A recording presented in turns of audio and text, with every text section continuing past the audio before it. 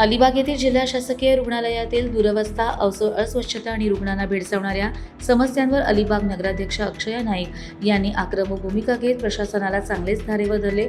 ज्येष्ठ नगरसेवक अनिल चोपडा, अश्विनी ठोसर, आनंद पाटील, सागर भगत, अभिजित माळी, शेतकरी कामगार पक्षाच्या आपत्कालीन विभागाचे तालुकाध्यक्ष तथा पत्रकार सागर पेरेकर व सदस्य भावेश पेरेकर यांच्यासह त्यांनी रुग्णालयातील विविध वॉर्ड, बाथरूम आणि इतर विभागांची पाहणी केली.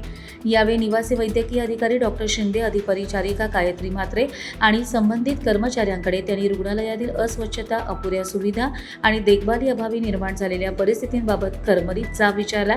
रुग्णालयातील सर्व त्रुटी 15 दिवसात दूर करून सुविधांमध्ये सुधारणा करावी, अन्यथा नागरिकांसह तीव्र आंदोलन छेडण्यात येईल असा स्पष्ट इशारा नगराध्यक्षा अक्षया नाईक यांनी दिला.